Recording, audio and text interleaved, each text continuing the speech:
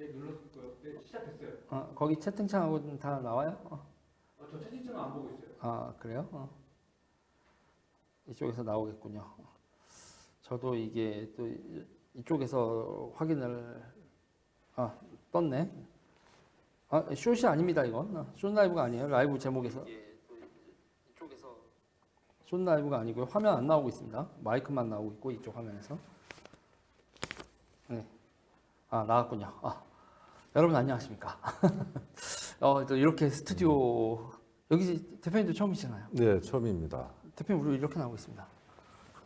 어유 이거 뭐, 이런 게 있었네, 뒤에. 네. 네. 미래에 대한 행동 대표를 맡고 있는 이대순입니다. 네. 저는 사무처장 유재일이고요. 저희가 일단은 여기서 첫 라이브인데 스튜디오에서 첫 라이브고요. 일단 시절이 하수상하고 네, 또 이게 또 대선이 다가오고 있어서 네. 대표님 제가 힘 좀 줘서 준비했습니다. 글쎄, 그냥 내 눈에 보이기는 뭐 굉장히 단순한데 화면에 나오는 거는 굉장히 화려해요. 그렇죠. 그리고 그렇게 되고 있습니다. 여러분 안녕하십니까? 지금 우리 제목에 붙여 있는 것처럼 이게 징계 있죠? 네, 징계. 그렇죠? 이게 뭐 뒤에 윤석열 뭐죠? 뒤에 징계라고 하고 폭망? 뭔가 뒤에 썸네일 잘못돼 있어요. 문재인 정부 파국의 시작. 윤석열 징계, 문재인 정국의 파국의 시작 이렇게 되는 거예요. 뒤에 썸네일 좀 바꿔주세요. 뒤에 백월. 자, 대표님 네. 징계를 했네요. 뭐 그동안 여러 뭐 이상한 징후들이 많았죠. 네. 비상식적인 네. 징후들이 많았는데 네. 결국은 징계를 하네요. 그리고 날밤 새워서 뭔 고민을 하나 했더니 음. 2개월 했네요. 2개월. 글쎄, 처음에는 해임할 것이라는 이제 추측이 강했죠. 네. 그러다 갑자기 이제 엊그제부터 아니 해임까지는 그렇고 정직이 실제로 뭐 임기가 한 7개월밖에 안 남았으니까 네.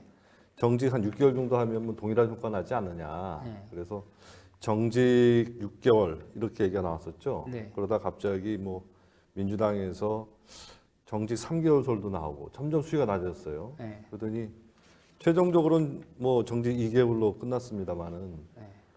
글쎄요. 저는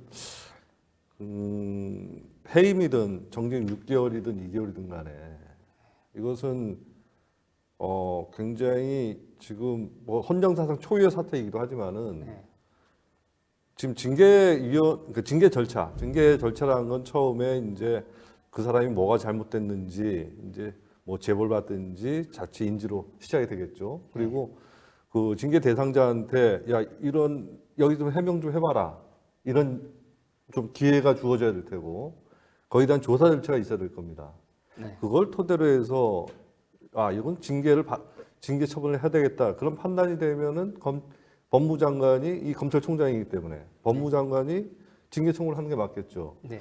그런데 지금까지 그런 절차가 제대로 있었나 모르겠어요. 예. 그래서 저는 지금 이제 막 보도 나오는 거에서도 이제 여러 가지 이제 징계 사유 중에서 네. 이제 좀 황당한 것 중에 하나가 이제 그 제보자 X 검언 유착 있잖아요. 네. 그 사람이 MBC하고 음. 그 이동재 기자를 만나기 전에 MBC와 사전 접촉이 있었다라는 지금 보도들이 나오고 있거든요. 그렇죠. 예. 그러면 이거는 도대체 뭐냐는 얘기죠? 글쎄 이게 결국 그 채널 A 기자 네, 문제죠. 네. 검언 유착 문제가 이게 이제 네.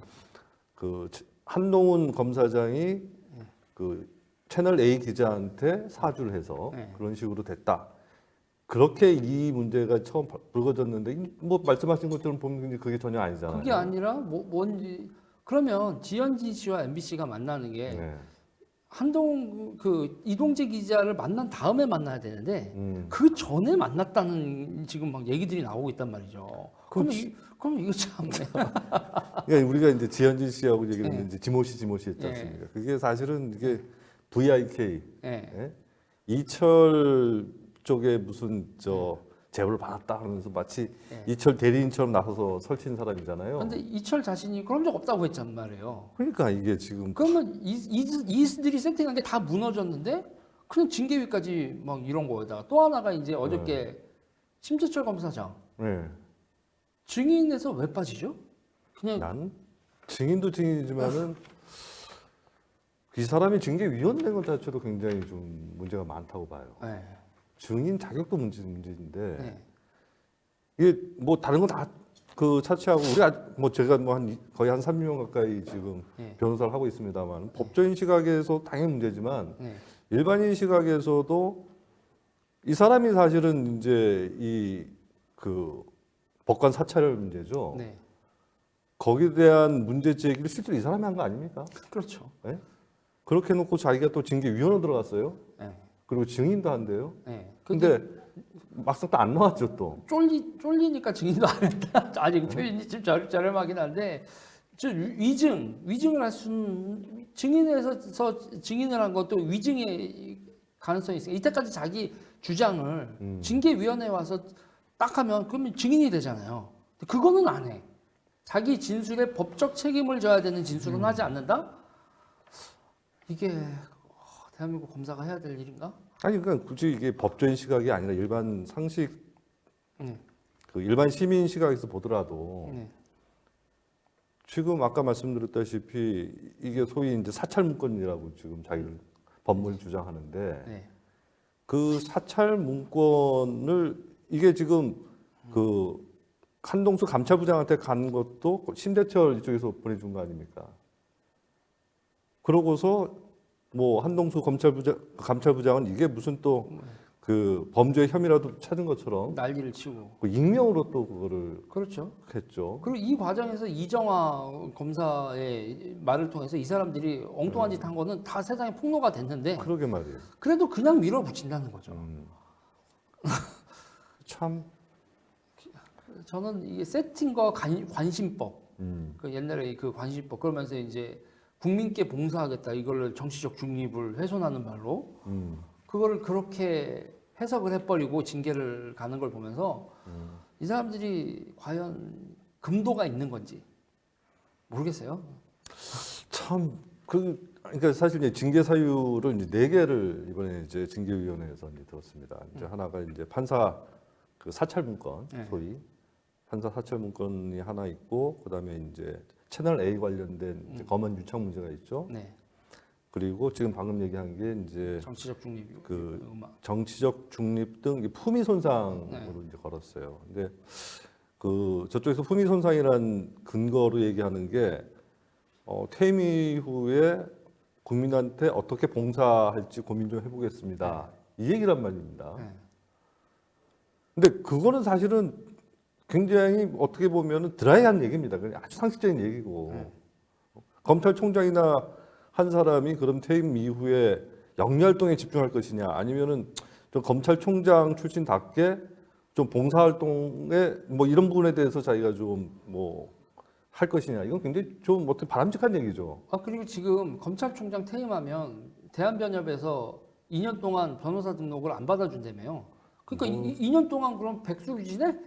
아니 근데 뭐 저 대법관이라든지 검찰총장이든 이렇게 네. 고위직 그 법조인들 같은 경우에는 뭐 퇴임하자마자 바로 변호사 사실 변호사는 영리행위죠. 이건 네. 적절하지는 않습니다. 그거는 네. 뭐 어느 정도 제한의 필요성은 저도 인정을 합니다만은 근데 그렇죠. 이번에 징계 사유가 된 걸 보면은 지금 윤석열 검찰총장이 국회에서 했다는 얘기가 네. 지금 징계위원회에서 얘기하는 정치적 중립 위반이라는 것에 무엇이 걸리는지 잘 모르겠습니다. 그러니까요. 그러니까 윤석열 총장이 대전에 가서 했었던 얘기가 네. 야 어차피 변호사도 못 하는데 집에서 개세 마리나 보고 앉아 있어?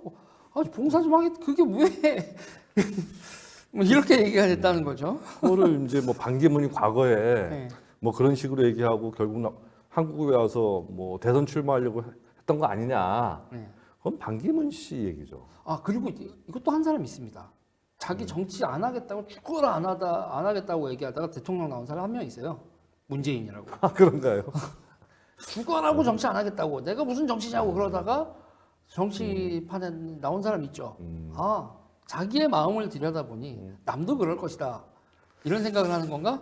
참 그러니까 국민에 대한 봉사를 어떻게 해석할 것인가 그건 사실 많은 이제 여백이 있죠. 네. 여백이 있고 그것은 지금부터 또 그 총장 퇴임까지는 7개월 이상의 시간이 있고 네. 그 사이 고민해서 실제로 봉사 활동이라는 것을 어떤 식으로 할지는 그거는 본인이 결정한 문제입니다. 그건 우리가 함부로 재단한 문제도 아니고 추천한 문제도 아니죠. 그리고 또 하나가 이 정치적 중립이라는 게 선거나 이런 정치 행위에서 한쪽 편을 들지 말라는 거지 본인이 출마하지 말라는 그 정치적 중립 의무가 아니란 말이에요. 그렇죠. 우리나라에서 우리가 다 시민은 출마할 수 있는 권리가 있는데 이거는 그러니까 윤 총장이 국민의힘 편 들어줬나요 선거 때? 그런 거 없는데 본인이 이 향후의 거취에 대해서 정치를 할 듯한 그렇다고 자기한테 유리한 뭘 했다? 그렇게 될 수 있는 증거가 뭐가 있어?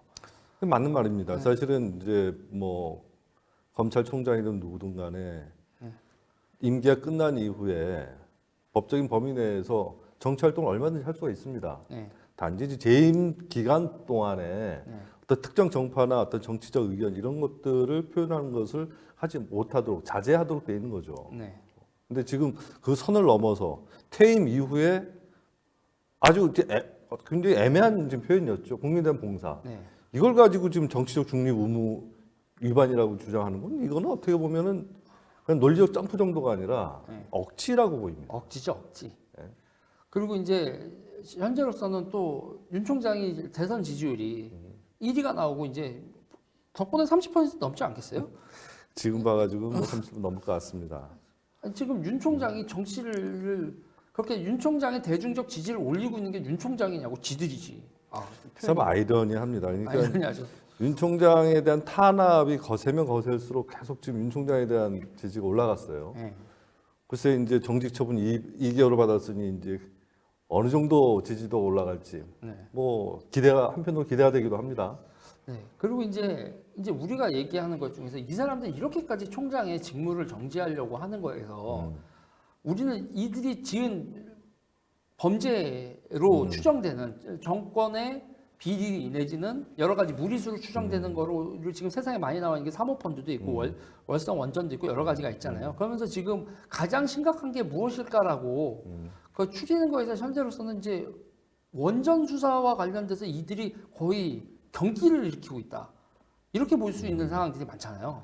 사실 지금 뭐 청와대 개입과 관련돼서 가장 지금 뭐 일반 국민들이 지금 의심을 하는 게 과거에 이 울산 하명 수사 사건이 예. 있었죠. 그렇죠. 근데 그거는 벌써 상당히 오래된 겁니다. 그렇죠. 그래서 새삼스럽게 이렇게 그 지금 정권이 윤 총장 그 검찰 수사에 대해서 그걸 막기 위해서 저는 그렇게 보는데 총장에 대해 직무 배제를 하고 이렇게 징계해서 정직시키고 이런 걸 급박하게 하는 것과는 약간은 좀 다른 것 같아요. 그렇죠. 그리고 옵티머스하고 라임 같은 경우도 네. 지금 수사가 그것도 계속 진행되고 그렇죠. 있었고 그런데 이들이 맨 마지막에 앞에가 원투 잽이라면 그 다음에 이제 화들짝 놀라면서 이 징계까지 가는 결정적인 촉발은 월성 원전에 대한 고발이 들어가고 난 다음부터죠. 그렇죠. 그러니까 사실 이제 이 월성 원전에 대해서 좀 이 보시는 분들이 조금 이해가 좀 필요한데 네. 월성 원전은 이거 사실은 이제 80년대 만들어진 원전은 맞습니다. 네. 근데 이것이 계속 그냥 온 게 아니고 이게 이제 한 몇 년 전에 지금 수명 문제가 이걸 중단할 것인가 말 것인가 수명 연장이 가능한가 이런 문제가 있었기 때문에 7천억을 들여서 어떻게 보면 거의 새 원전 비슷하게 이것을 뭐 리모델링을 했어요, 사실은. 그렇죠. 보강 공사를 네. 했죠.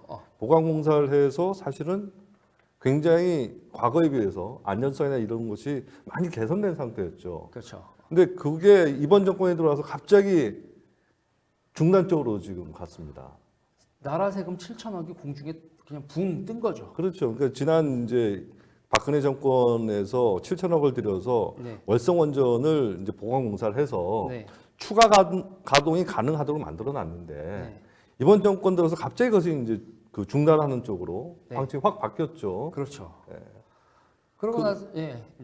그 바뀌는 과정 때문에 여러 가지 의혹들이 있었고 네. 그래서 감사원에 지금 뭐 야당도 그렇고 국민의힘 뭐 당시 야당들 그 감사원에도 감사 요청이 있었던 겁니다. 그래서 감사가 이제 시작됐죠. 그렇죠.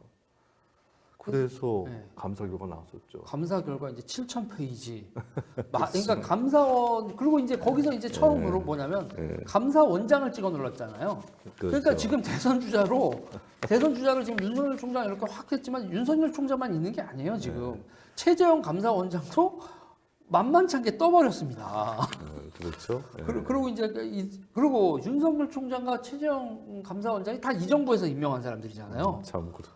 참 아주 이게 뭐라고 좀 표현하기가 좀 그렇습니다. 참 자기들이 임명한 사람들이 제대로 일을 하면서 지금 민주당의 가장 강력한 이제 라이벌로 등장하게 된 거죠. 그렇죠. 그리고 이제는 감사원장은 감사를 했고 검찰총장은 수사를 했는데 잘못했대. 제안을 했는데. 네. 그리고 이 원전 감사 같은 경우에는 7,000쪽 그 감사 결과를 보고 사람들이 우와. 그 7,000쪽 양도 양이지만은 그 감사원에서 작성한 이제 감사 보고서라든지 이런 거 지금 뭐 그 법조계에서도 이렇게 들여다보고 그러는데 이거는 거의 판결문 수준이다. 네. 그래서 그냥 이렇게 저렇게 대충 쓴 것이 아니라 면밀한 조사를 거쳐서 정말 추가 수사가 필요 없을 정도로 그런 정도의 이제 완벽성을 만들어냈다는 겁니다. 그렇죠. 그러니까 검찰이 딱 수사할 필요가 없겠는데 정도 수준. 어떻게 보면 감사원이 검찰도 못 믿기 때문에 그렇죠. 더 그렇게 이제 디테일한 것까지 거의 수사 수준으로 감사를 수사 수준으로 한 거죠. 네. 사실은 이게 이제 10월 21일 날 감사원에서 감사가 그 결과를 발표를 했는데 네. 사실 그 이전에 나온다 감사 결과 곧 나온다 이게 몇 차례 연기된 겁니다. 사실 네. 몇 차례 연기됐는데 그 뭐 지금 원자력 국민연대라든지 지금 이 탈원전 문제에 대해서 문제 제기하는 시민단체들이 많죠. 그런 네. 단체들이 이제 저희 미래에 대한 행동하고 연대에서 계속 지금 활동을 해왔는데요. 네. 이쪽에서 계속 들려왔던 얘기는 백운규 산자부 장관에 대해서 감사원이 고발이 있을 것 같다는 얘기가 굉장히 많았습니다. 네. 그런데 21일 날 발표할 때 결국 그거 빠졌죠. 그거 빠졌죠. 그런데 7,000페이지가 나왔어요. 네. 그러고 나서 수사를 들어가고 네. 그 문제에 444. 그렇죠. 444 문건이 이 문건 삭제 444가 나오죠. 네. 그래서 도대체 이 444 문건이 삭제가 된 게 뭐야 그런데 그 삭제된 문건이 또 누군가의 다른 직원의 컴퓨터 속에서 삭제된 그게 나오면서 이 수사가 결국은 치명타로 갈 것이다라는 얘기가 나오는 순간 그렇죠. 지금 검찰총장이 이렇게 된 거죠. 좀 그 배경을 좀 자세히 좀 더 말씀드리면은 네. 이게 이제 그 22일 날 감사원이 이제 수사 자료를 전부 다 검찰청에 송부를 합니다. 네. 또 그 당일 날 또 국민의힘에서 이 원전 비리 관련해서 이제 고발이 들어가죠. 그것을 토대로 해서 수사를 하다가 검찰에서 이제 11월 5일 날 이 산자부 본사하고 그리고 한수원 그리고 가스공사 이 본사들을 압수수색을 합니다. 그 과정에서 이제 압수수색한 이제 결과가 나오겠죠. 근데 제가 듣기로는 미묘하게 감사원에서 감사할 때 하고 압수수색할 때 하고 좀 차이가 하나 있었습니다. 그게 뭐냐면은 감사원에서 감사할 때 감사 대상자에 대해서만 하죠. 그런데 검찰 압수수색할 때는 이 청 자체를 한 거 아닙니까? 그러면 그 사이에 그러니까 감사받을 감사 대상자들 그 이후에 이제 인사 이동한 사람도 있었겠죠. 근데 그 사람들 자료도 있을 텐데 글쎄 이건 뭐 정확하지는 않습니다만 압수수색 결과 좀 예기치 감사원은 감사 대상이 아니었기 때문에 감사를 못했는데 수사 대상은 압수수색을 전체적으로 하다 보니까 상당한 양의 이 감사 자료부터 시작해가지고 네. 이 수사할 만한 강력한 자료들 이런 것들이 상당히 많이 나왔다고 합니다. 그렇죠. 지금 그것이 이제 토대가 돼서 대전지검에서 이거는 이제는 정말 제대로 수사를 해야 되겠구나. 네. 그래서 이 국장급이면 상당한 자리죠, 사실은. 네. 주무국장부터 시작해가지고 네. 과장 그리고 서기관 다 영장 치려고 했던 거 아닙니까? 네. 지금 벌써 이제 2명 잡혀 들어가 그렇죠. 구속되고. 네. 그러니까 이게 근데 참 외우기도 쉬워요, 여러분. 7천억 7천 쪽 444.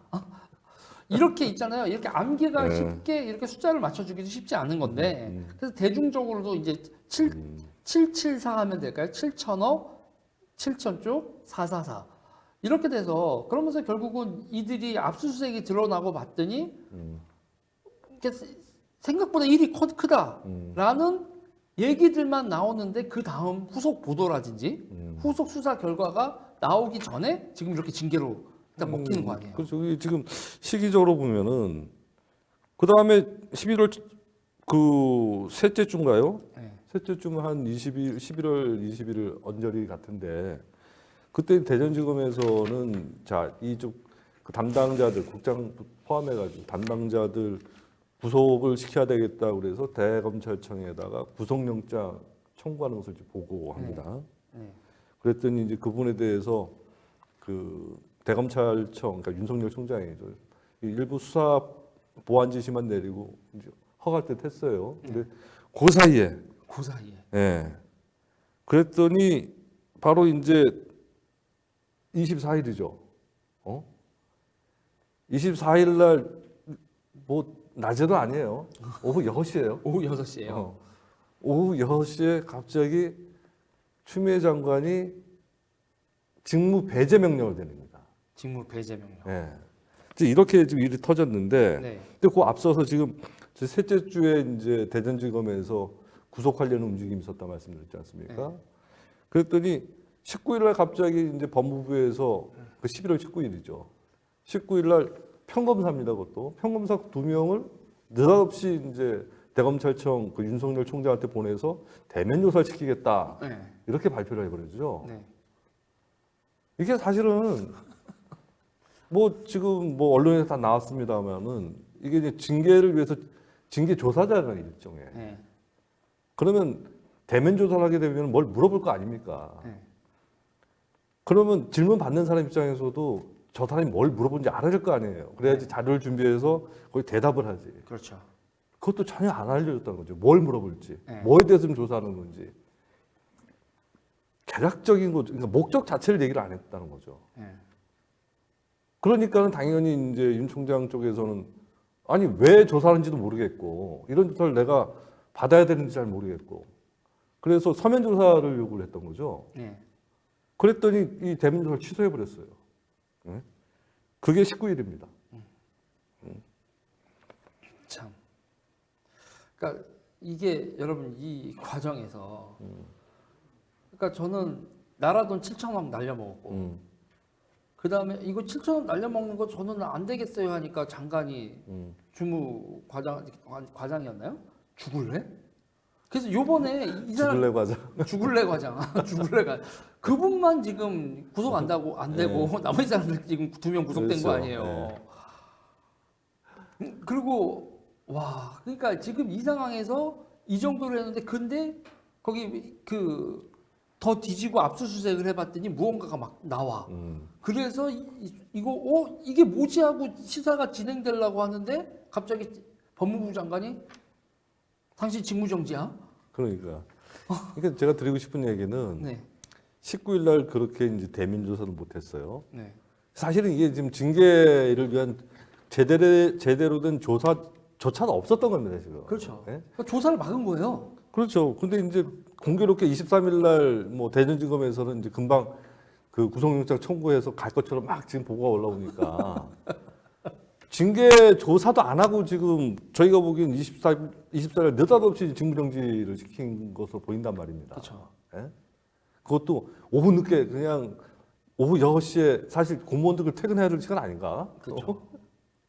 그때 기자들 불러 모아놓고서 지금 뭐 바로 그 검찰총장 직무 배제 결정한다, 명령한다 이런 식으로 발표를 해버렸단 말이에요, 일방적으로. 그리고 여기서 이제 저는요, 네. 대표님 이거는 제가 그러니까 법조 잘 몰라서 근데 이 사람들이 이렇게 징계한 다음에 수수 누이고 이게 진짜 수사를 막으려고 하면 대전 쪽에 인사 발령하지 않겠어요?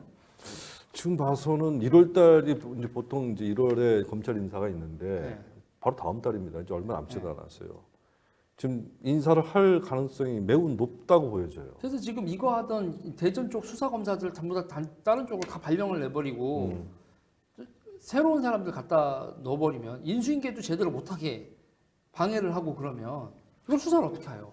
사실 이게 수사 절차라는 게 네. 물론 이제 조서에 다 남겨서 그 조서를 읽어보면 알 수도 있겠죠. 하지만 그게 아니고 수사라는 거는 그 조서에 남기지 못했지만 계속 그 조사하는 과정에서 알게 된 내용들 예.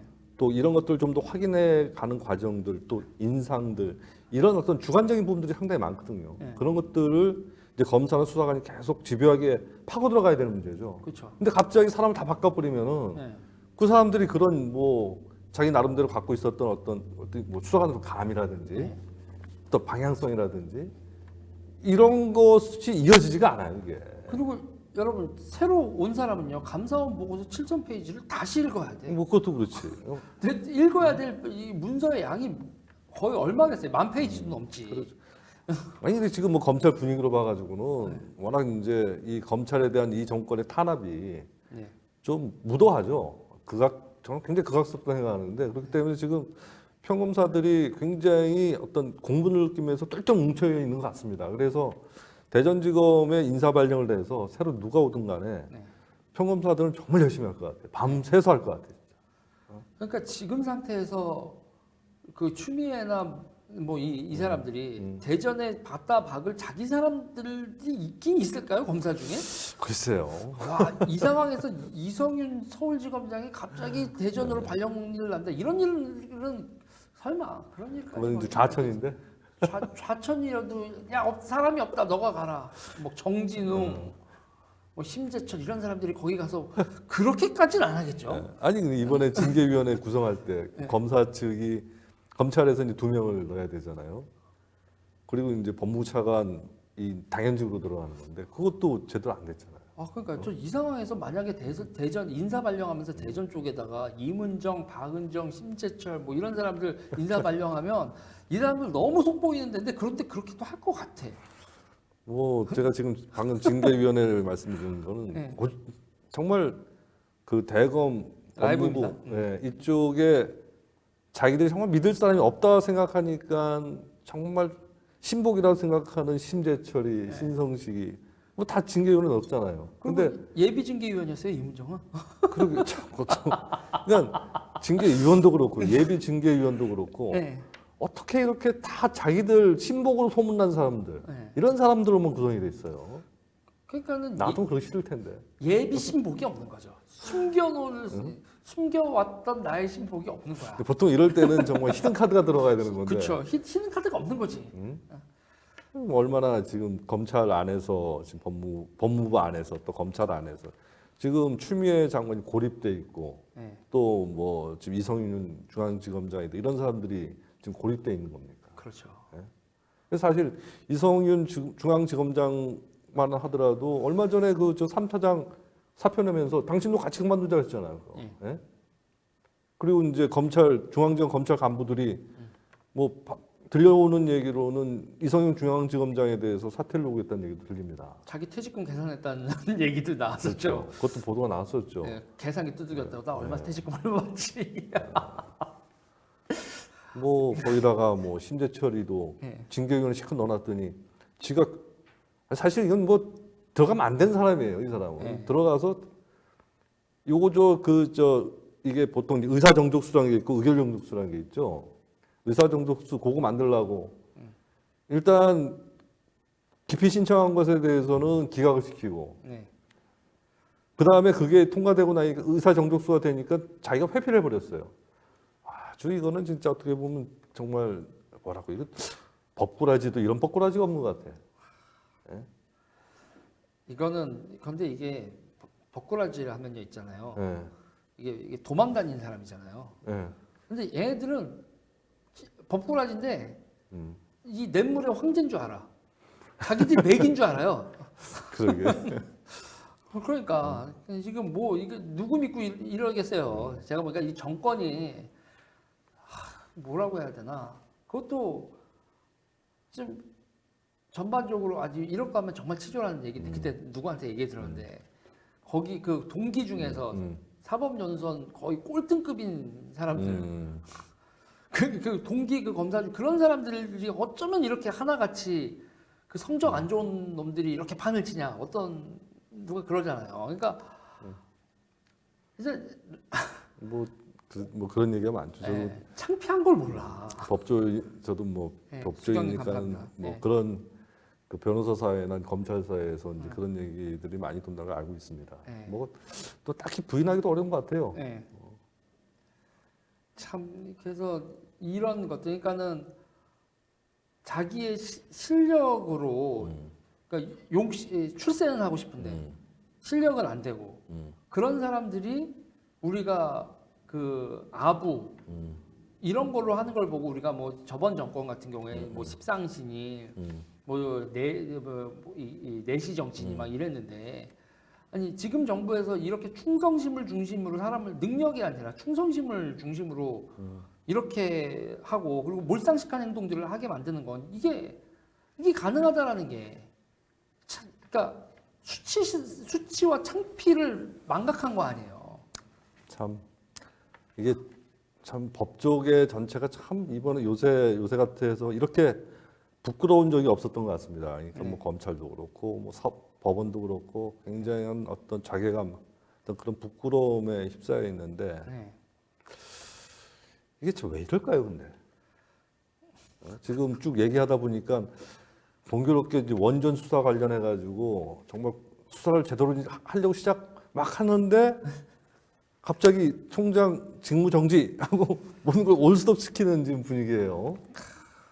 그런데 참 얼마 전에 백운규 전 산자부 장관이 묘한 얘기를 한 게 보도가 됐습니다.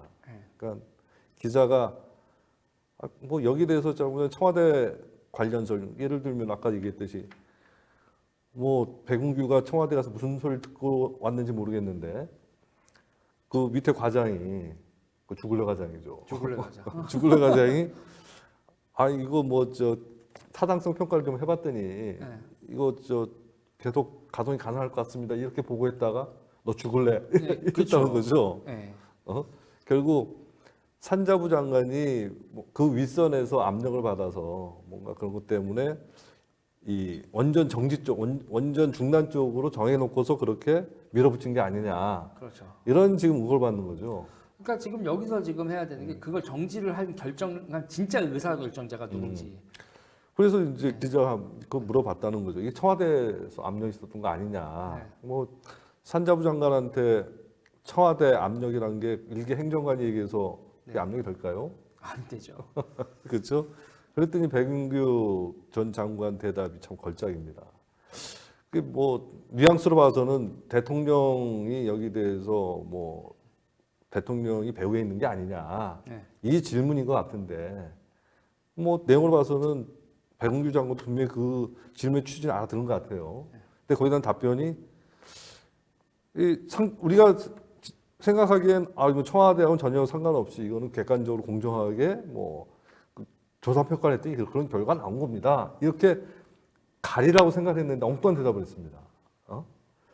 그거 감사원 감사 수사 그 자료 그 안에 다 나오니까 보십시오. 아니 감사원에서는 이게 좀 잘못됐다고 자기에 대해서 사실은 이걸 고발 한 해 만에 그런 고민하다가 그것까지 얘기는 안 했는데 검찰에서 수사하자마자 바로 그냥 그 7,000페이지를 넘겨버렸죠. 그리고 그걸 보고서 검찰에선 바로 그 국장부터 시작해서 3명 구속영장을 청구를 했어요. 그게 법원에서 받아들여졌고 이런 상황입니다. 그리고 이제 검찰이 이제 청와대 비서관들까지 수사를 확대하려고 하는 찰나에 지금 이런 일이 벌어진 거예요. 그런 상황에서 기자가 이거 배우가 청와대 쪽이 아니냐 하고 이렇게 물어본 것에 대해서 부인을 안 했다는 거죠 지금. 그래서 뭔가 이게 굉장히 석연치 않다. 그러니까 현재까지로는 원전과 관련된 뭔가 엄청난 걸 숨기고 있다. 그렇죠. 그게 뭔지는 모르겠지만. 근데 저희는 뭐 미래에 대한 행동이나 뭐 원자력 그 국민연대도 마찬가지고 이쪽에서는 이제 원전 관련해서 많은 의혹을 좀 저희 나름대로 이제 그 제보도 받고 수립을 했습니다만 또 한편으로 미래에 대한 행동이 그동안 이제 태양광이라든지 이런 제2차 전지 그리고 풍력 발전 이게 결국은 사실 원전 자체가 중단되면은 그 공급, 전력량을 메꾸기 위해서 동원해야 될 어떤 기제들이죠. 근데 그거 관련해 가지고 많은 비리의 혐의들을 우리가 많이 봤죠. 일단은 지금 돈 들어간 게 19조가 들어갔고요. 태양광만 19조가 들어갔고 땅은 근데 그게 건설공만 그 하는 게 그 공사비만 생각하면 안 되는 게 땅을 많이 차지하잖아요. 지금 땅이 서초, 강남, 송파, 강동을 합친 것보다 더 넓은 면적이 지금 태양광 패널로 깔려 있다는 거예요. 지금 그 몇 년 사이에. 글쎄 우리나라에 그렇게 그 노는 땅이 그렇게 많았나요? 삼각잖아요. 글쎄 이게 친환경이라고 하는데 산에 깎는다는 게 나무를 다 빈다는 건데 어떻게 탄소 중립이 가능한지 그게 모르겠어요. 친환경인 것 같지도 않고 네. 탄소 중립 글쎄요 그것도 뭐 그렇게 산림을 훼손하면서 탄소 중립을 되는지 모르겠습니다. 네. 그래서 결국은 보면은 우리 단체는 결국 이 정부에서 다 문제 있고 두들겨 맞은 뭐 사모펀드, 원자력 결국 우리가 다 이렇게 모이게 되는 자연스럽게. 결국 다 연결되는 것 같습니다. 그런 지금 그 태양광 뭐 거의 뭐 중국산을 싸게 들여와서 뭐 정부 보조금 받아서 폭리를 취하고 있는 듯한 그런 어떤 의혹들. 제2차 전지도 마찬가지죠. 그런 것들이 이 원전하고 다 얽히고 설킨 게 아니냐. 그렇죠. 지금 그래서 결국 그 수사가 본격적으로 접어드는 바로 그 순간. 그때 이제 이게 검찰총장에 대한 직무 배제 명령을 내려버리고 이렇게 무리하게 지금 징계 절차를 지금 강행하고 있는 거죠. 진실이 뭔지는 이 상태에서 이제 진실이 뭔지를 밝혀낼 수 있는 진짜 대한민국의 헌법기관은 지금 작동을 하는 게 없는 거죠. 검찰들의 평검사들이 이제 소신과 신념으로 움직여 주길 바라지만 대한민국의 이제 지휘 통제 계통으로 본다면 이거를 수사하라고 지휘를 내리고 있는 사람은 아무도 없는 거예요. 이게 참 글쎄 뭐 지금 총장 직무 정지 이제 정직이 되면은 지금 검찰총장 그 차장이 직무대행을 하게 되죠. 지금 조남관 차장인데 지금까지 뭐 조남관 차장은 굉장히 어떻게 보면은 이제 추미애가 정말 밉기 때문에 윤석열을 견제하기 위해서 조남관을 차장으로 보냈다는 얘기가 많았었죠. 그런데 지난번 이제 국정감사 때 이후에 쭉 보게 되면은 조남관 차장이 나름대로 검사로서의 어떤 그 의지를 가지고 있는 것 같습니다. 그래서 그 지금 무리한 어떤 징계에서 추진해서 있었던 어떤 감찰 과정의 그런 문제에 대해서 조남관 차장이 그 감찰부를 감찰하라고 지시를 했죠. 그런 것을 봐서는 검찰이 흔들리지 않고 뭐 정직 2개월 동안에도 윤 총장이 복귀할 때까지 뭐 제대로 뭐 열심히 원전 비리에 수사할까 보입니다만은 문제는 1월달에 인사이동이죠. 그렇죠. 어쩌면 1월달이 아니라 뭐 10월 말에 할지도 모르겠습니다. 그렇죠. 한국 와가지고 이 사람들이 시간 지키는 게 어디 있어요? 그냥 인사 지금 저는 이러고 나서 인사 곧 벌어진다. 그래서 저는 지금 공수처도 이것과 지금 관련돼 있다고 생각합니다. 아니 그 사실 생각해 보세요. 이게 공수처법 만들 때 말이에요. 이게 공수처 이 시민사회단체에 대해서 지금 민주당이 어떻게 설득을 했냐면은 야당한테 비토권을 주기 때문에 이게 무슨 얘기냐면 공수처장 추천위원회 7인으로 7인으로 구성되는데 그 중에 6명이 동의해야 공수처장 임명이 됩니다. 근데 이 추천위원 7명 중에 2명은 야당에서 지정하도록 돼 있어요. 그런데 그걸 뭉개버렸죠. 그때는 이게 작년 말에 이게 공수처법이 제정이 됐었죠. 그때는 지금처럼 민주당이 저렇게 180석이 갖고 있지 않았습니다. 그렇죠. 그때는 정의당 뭐 이런 당하고 협조를 받아야지만 되는 구조였죠. 그렇게 해서 정의당도 설득하고 해서 어렵게 작년 말에 공수처법을 제정을 했단 말이에요. 그리고 96년부터 사실 이제 경실련부터 시작해서 여러 시민단체가 공수처법 그 제정을 계속 요구를 해왔습니다. 근데 그 공수처법은 이번에 지금 문재인 정권에서 지금 출범하는 이 공수처하고 전혀 달라요. 네. 그러니까 간단하게 얘기하면 그 전에 이 시민단체에서 요구한 공수처는 공처장을 집권당 여당이 임명하지 말고 야당이 임명하라는 거였어요. 그래서 집권당을 수사할 수 있도록. 그렇지. 왜냐하면 그동안 계속 문제가 정치 검찰이 욕먹는 게 너무 집권당 여당을 편드는 수사만 했단 말이에요. 여당은 수사를 제대로 안 하고 항상 야당 인사를 탄압을 했죠. 그래서 정치 검사라는 오명을 쓴 거 아닙니까? 그것을 막기 위해서 야당이 임명하는 공수처장이 야당 인사가 잘못된 수사를 받아야 되겠죠. 대신 여당도 마찬가지입니다. 특히 이 집권당의 비리 같은 집권 세력의 비리는 더 철저하게 조사를 해야 되겠죠. 그 필요성 때문에 공수처장을 네, 계속 말씀하십시오. 야당이 임명해야 된다고 줄기차게 주장해 온 거예요. 네. 근데 그나마 지금 비토권을 줬으면 그 비슷하게라도 하니까는 뭐 체면이라도 차릴 수가 있는 건데 그거를 이번에 이제 바꿔버렸잖아요. 공수처법 개정을 하면서. 그렇죠. 이거는 단순하게 그 추천위원회 구성을 약간 바꿨다는 문제가 아니라 공수처장 임명권을 완전히 여당이 자의적으로 할 수 있도록 만들어줬다는 게 문제입니다. 이거는 원래 공수처법 취지하고는 전혀 안 맞고 그런데 왜 이 무리수를 지금 둘까 하는 게 저는 의문인 겁니다. 대표님, 혹시 학교 다닐 때요. 예. 급해서 쉬는 시간 아닐 때 선생님한테 손 들고 화장실 가신 적 있으세요? 수업 중간에? 그런 상황인가요 지금? 똥줄이 타면요. 쉬는 시간 못 기다려요. 그렇구나. 인사철도 못 기다리고요. 그리고 뭐 제대로 된 뭐 이런 절차. 그리고 진짜 급하면 선생님한테 얘기도 안 하고 뛰어나갑니다.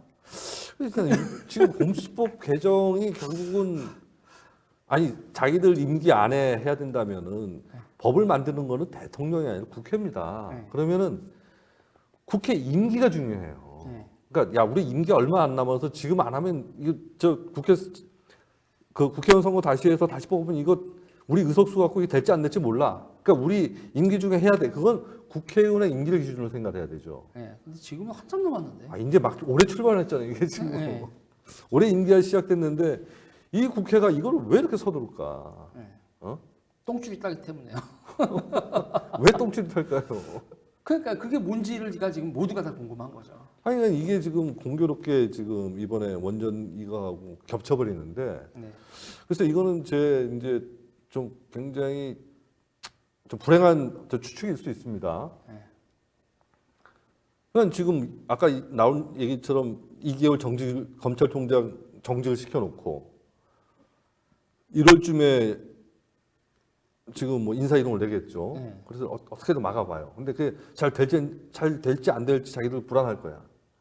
그러니까 지금 봐가지고는 이 정권이 지금 빠르면 올해 안에 공수처 출범, 다시 말하면 공수처장 임명이 가능할 수 있다. 이렇게 지금 밀어붙이고 있죠. 네. 늦어도 내년 1월까지는 할 것 같습니다. 네. 그러면은 지금 공수처장이 임명되고 공수처가 내년 1월까지 출범이 되면 지금 현재 있는 공수처법을 가만히 들여다보면은 당연히 고위공직자 이제 비리 수사가 들어 있어요. 근데 이 지금 원전 수사에서 수사 대상이 누굽니까? 네. 산자부 장관도 지금 될 것 같고 지금 당장 국장급이 고위공직자입니다 이게. 그리고 이제 청와대 비서관들도 그렇죠. 들어간 대상이 되고. 지금 국장에 대해서는 이미 지금 구속영장이 지금 발부됐습니다. 네. 결국 이 지금 공수처 수사 대상이 되는 사건이에요 이게. 그럼 공처법을 보면은 이 고위공직자 관련 사건에 대해서 공수처가 요구하면 사건을 다 보내야 돼요 검찰은. 기록 통째로 다 이제 넘겨줘야 돼. 그러면은 검찰은 1월 이후에는 수사가 불가능할 수 있다는 얘기가 나옵니다. 그렇죠. 네? 나 근데 참 이게 좀 황당한 게 네. 공수처장만 임명한다고 공수처가 수사할 수 있는 인원과 그러니까 물적, 인적 그런 그 시설을 다 갖춘 걸까요? 그러면서 이제 더 웃긴 거는 거기 수사관 인사, 그러니까 공수처장 인사위원회는 이들이 바꿨는데 그 수사관 인사위원회는 옛날 규정 그대로 해서 야당이 비토하면은 이들이 수사관을 임명하는 게 되게 어려울 수 있어요. 문제는 근데 파견의 리미트가 없어요.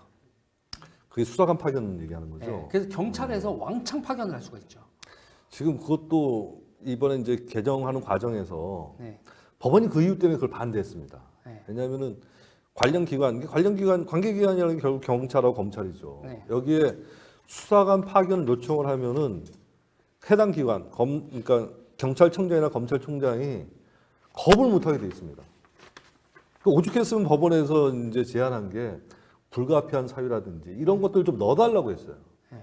그래야지 뭐 좀 정말 말도 안 되는 파견을 요구하는 경우에 거부할 수가 있는 거지. 근데 그런 것조차 없이 그냥 무조건 보내도록 지금 그 개정을 해버렸단 말이에요. 그러니까 지금 있잖아요. 공수처가 출범하고 공수처가 예산을 얼마 쓰고 사람이 음. 몇 명짜리 조직인지도 누구도 몰라 지금.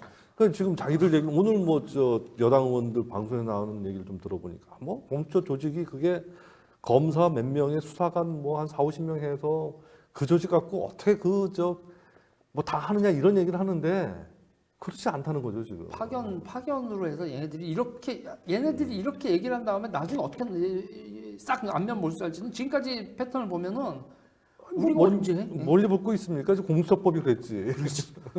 공수처법 그랬고 뭐 그 연동형 비례대표도 그렇죠. 그렇고 응?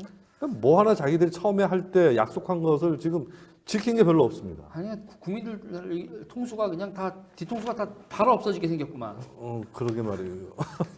근데 그래서 얘기 좀 정리해 보면은 네. 지금 공수처는 저게 정상적인 가동을 위해서 상당히 지금 시간이 필요한데 네. 그럼에도 저들이 만일 이 공수처장을 임명을 해서 형식적으로라도 출범하게 되면은 이게 결국은 원전 수사를 하려는 게 아니라 네. 원전 수사를 은폐하기 위해서 가져가는 것밖에 안 돼요. 그렇죠. 그 원전 수사만 은폐하겠어요. 지금 사모펀드 같은 거. 그 사모펀드, 그리고 울산, 함영사건 울산, 다 가져가겠죠. 그렇죠. 저는 글쎄 이런 것들 그러니까 결국 이게 정권 비리 관련 수사를 막겠다, 그것을 은폐하겠다 이런 목적이 아니라면은 공수처를 이렇게 무리해서 이렇게 급하게 추진할 이유가 저는 없다고 생각합니다. 그렇죠. 여러분, 그러니까 이들은 결국은 자기네들이 뭔가 잘못한 것을 덮기 위해서 공수처 출범시키고 총장 정직시키고 그리고 여기서 인사발령도 할 것이다. 곧. 뭐 그렇게 지금 의심하는 게 현재로서는 불행하지만 지금 합리적이지 않은가 이런 생각을 그렇죠. 하는데 네. 정말 이것이 저희가 말 그대로 기우였으면 좋겠습니다. 네, 기후였으면 좋겠는데 그렇게 될 것 같습니다, 여러분. 대표님 거의 하신 말씀 다 하셨죠. 이제 점점 클로징을 해야죠, 우리도. 아, 그렇죠. 네. 뭐 시간이 됐나? 시간은 제한은 없는데, 근데 이제 약간 텐션이 떨어지기 시작했어요. 근데 아니 이건 저는 사실 지금 오늘 새벽 4시에 있었던 정말 네. 새벽 4시에 그 헌정사상 처음이라는 네. 검찰총장 징계를 새벽 4시에 이런 식으로 엉망진창으로 만든 다음에 새벽 4시에 하는 게 참 일단은 대한민국 조간신문에 나오지 못하려면은 새벽 4시에 되면 이제 인쇄에 대해서 나가는 거 막으니까. 참 진짜 이게 황당하기도 하고 네. 화도 나고 네. 좀 그렇습니다. 아, 참 이 사람들의 그 온갖 꼼수 그러니까 되게 치졸하다라는 말이 밖에 할 말이 없는 것 같아요. 그러니까 얼마나 지은 죄가 많으면 저렇게 안면몰수하고 창피한 것도 모르고 금기의 영역을 이렇게 넘어가 버릴 수 있을까? 그러니까 뭐 어젠가요? 뭐 문재인 이제 대통령이 말하기도 좀 그런데 네. 이 양반이 나와서 하는 얘기 들어보면 참 기가 막힙니다. 기가 막힌 얘기들이 너무 많죠. 유체 이탈이 대한민국 대통령들은 다 유체 이탈 화법을 배워야 되나 봐요. 그러면서 뭐 작년에 했었던 얘기에는 문재인 정부는 권력형 비리가 없다 뭐 이런. 아니 지금 청와대 행정관이 지금 수사선상에 오른 사람이 몇 명이고 지금 그런 상황에서 그런 얘기를 한다는 게 네, 이건 작년에 했었던 얘기긴 한데, 그러니까 상황 인식 자체가 우리는 뭘 해도 우리 그럴 리가 없다. 대단한 정신력이 뭐라고 해도 이거를 참 뭐 어떻게 표현할 방법이 이게 일상 언어로 표현하기가 참 쉽지 않죠. 그렇죠. 뭐 이제 뭐 사자성어로 하면 뭐 지록이마 그리고 사자성어는 아니지만 내로남불. 아 이제 정말 내로남불이 사자성어가 된 것 같아. 네, 내로남불이 이제 사자성어 같아요. 내로남불, 조로남불. 아 이거 진짜. 그거 같이 이상함을 예. 표현해 주는 게 없는 것 같고 이거는 독재죠. 연성 독재라는 말 많이 쓰는데 그러니까 민주주의의 과정 원칙을 파괴하면 그게 독재입니다. 이제 연성 독재를 이제 넘어서는 순간이 된 것 같습니다. 네. 이쯤 되면 진짜. 그러게 말입니다.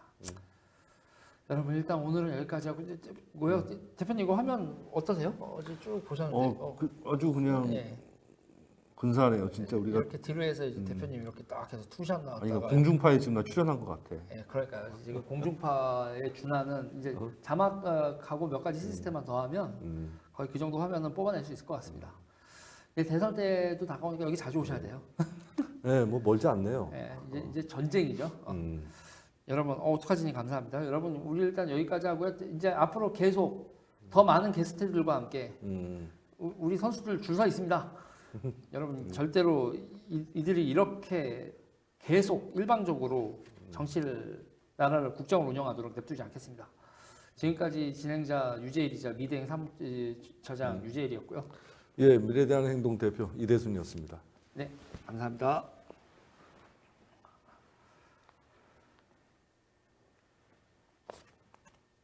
끝났나요? 네, 끝났으면 끝났다고 얘기해 주세요. 일어나게.